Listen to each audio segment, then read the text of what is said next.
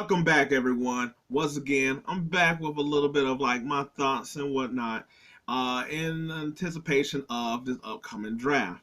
And a thought I've been having here recently has been more about this whole theory of don't draft a running back in the first round, yet alone in the top 10. And it's something that I always constantly hear, especially some of the people that do a lot of the analytics stuff. And I'll sort of tell you, it's not that I don't think that analytics can be used, but I feel like they're involved way too heavily where I feel like it's sometimes it tells you things that you probably already knew or you already sort of figured out, but it just there's number to support whatever you're saying, and it could be manipulated in that way. But uh, but it's the whole thought of that you can always find another running back in later rounds, in the second or third. So don't blow like a first round, especially a top 10 or even higher pick on that. And some of that I feel like I feel like there's never any context in it. I feel like there's never any right way of going of the approach of it. And because I like, for instance, Bijan Robinson is like the only back that is seen as a first round pick, but there's also been thoughts and talks that I guess he can go up higher. I know the highest thing I've seen is like him at number 9, I believe, to the Bears.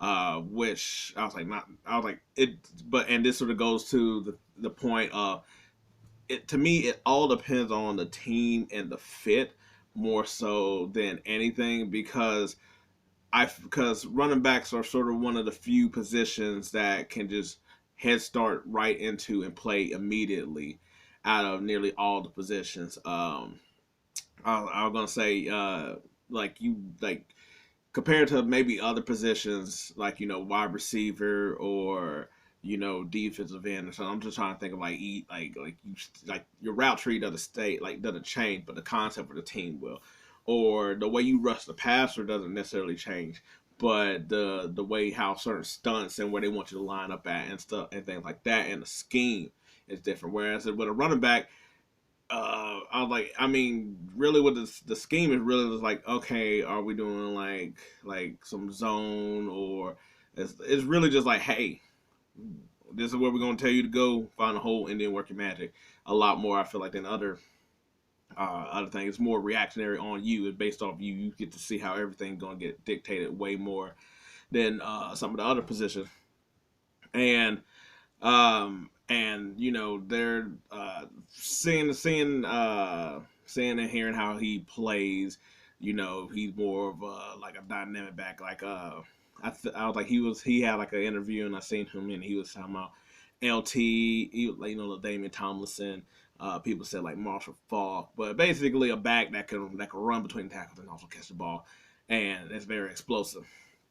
And to me, I really feel like that in a lot of this, like I wouldn't draft a running back in the first round, and the running back has been one of those positions that's been really devalued, where not only do you get like literally ran through, I guess pun intended, I like the amount of carries that you get where you get used up, and the fact that there's really no second contract or at least one of substantial value. Now, granted, I guess it depends on also the back itself, but and there's no longevity of also being a running back.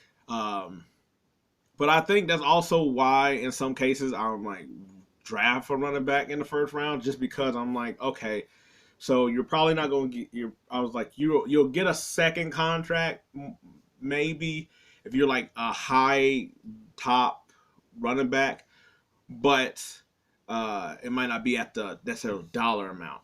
So I guess on one hand the GM could say, well, I could get a running back in the later rounds and it'd be way cheaper to do the same production of just being able to run the offense through him every now and then, get a couple carries, and then I got some other backs also split that as well.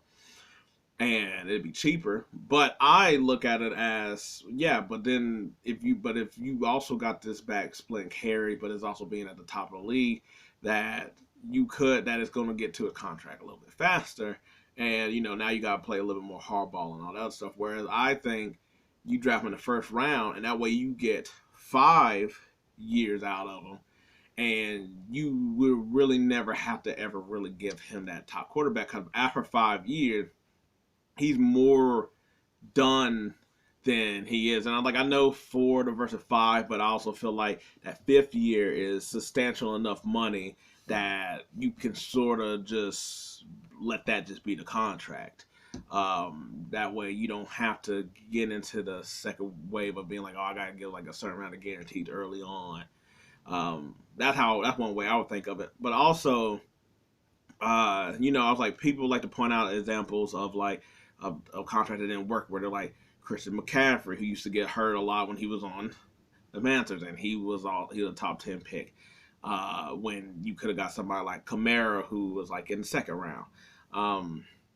Then there's ones like where they talk about Saquon Barkley, who was also injured, but he was also drafted in I think like top 5 or whatever. And I think McCaffrey, but I think he was like 5. Then there was like Ezekiel Elliott, who now on his second contract is a lot more hurt and out of shape, but it's his second contract. But I was like, I think he was like number 3. And then I was like, and then I hear somebody I would bring up, it's like Todd Gurley, and how he got a second, and how he just deteriorated. Which, I mean, first of all, that shouldn't really be a shocker considering the fact of how many injuries he had at Georgia. But I mean, I guess I could say that. But Nick Chubb still running the hell the ball, who was also a second round pick, so you can look at that as well too.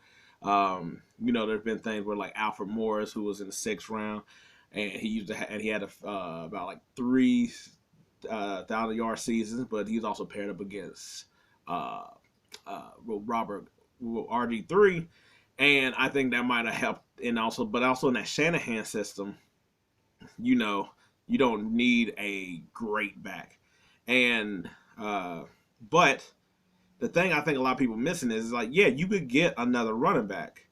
I think Dalvin Cook is over here being talked about cuts or whatever, and I'm just trying to think of some other ones off the top of my head, but to me, you don't really find great backs after the first round. And I think that's sort of dynamic that one of the dynamics we're not talking about is that you would get a good running back, someone that he might get you like anywhere between 8 and like 1,000 yards.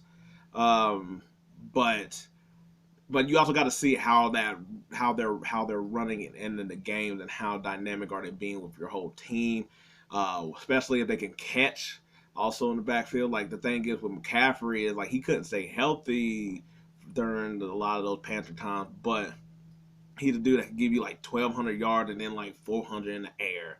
Alvin Kamara, who could do that had that same type of game, even though he was in the second round. Barkley, not necessarily like I was like him. He could catch the ball and you get him on screens and stuff like that. I think people think of him more of his dynamic running, but I was like Derrick Henry. He was who was the dude that was in the second round, and doesn't give you maybe necessarily the passing. I was like, he's all right with screens, but he doesn't give you the passing number. But he's a monster running. And I guess but then there's like the mistakes of like for instance Leonard Fournette, which I was like, while I get, but I was like, I feel like that whole Jacksonville thing also messed him up, because I'm like, he wasn't the only like really good player that ended up having a problem at that moment. So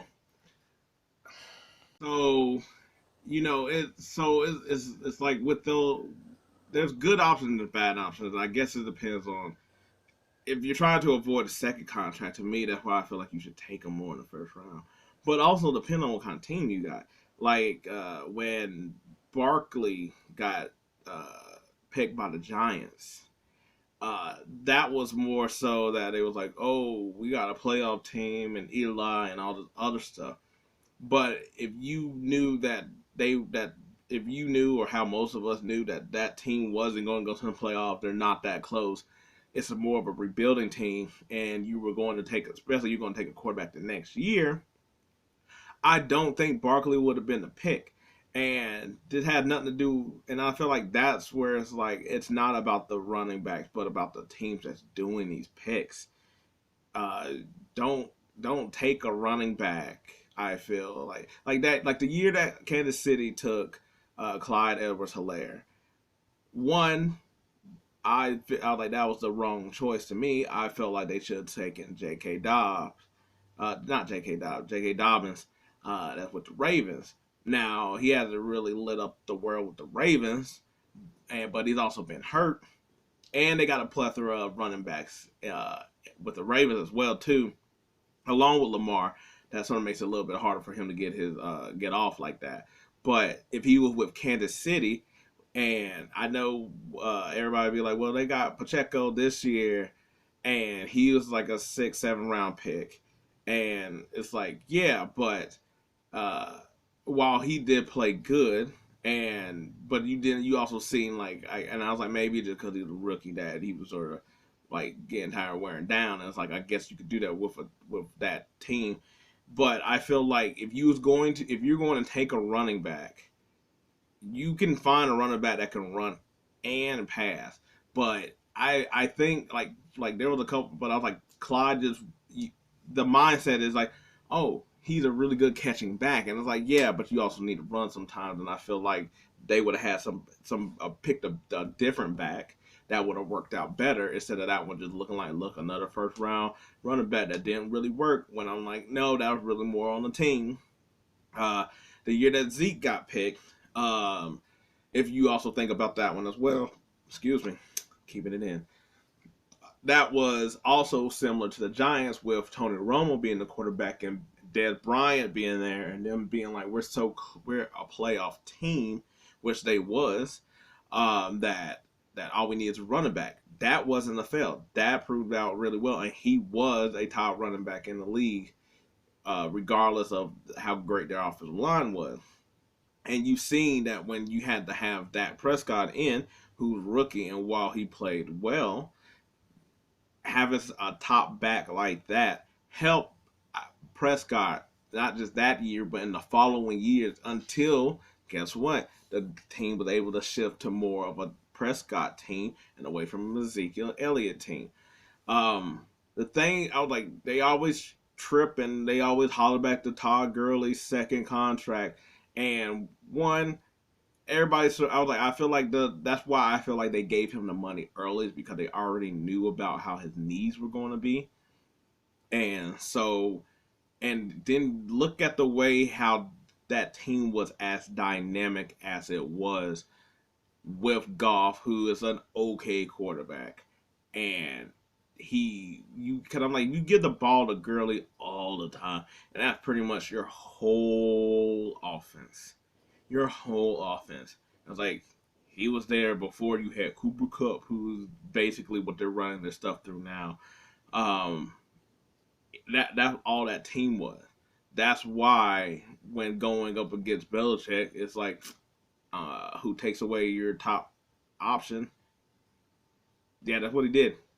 Um, where it's like, oh, we got to use some of these other back girls, not fully, and it's like, yeah, because he wouldn't be fully as effective either, and he just couldn't last. But you basically also got your use out of him through running and passing. But he was phenomenal when he was playing, and that's my thing, is that it's like, depending on the team and how they're being used, and like Dalvin Cook, like until like Kirk Cousins, it was like his first best like year. He's had like okay years and numbers, but that team was really on Cook, and that's why when he gets hurt, I was like, they got Madison now, but that's why for a long time it's like they got hurt.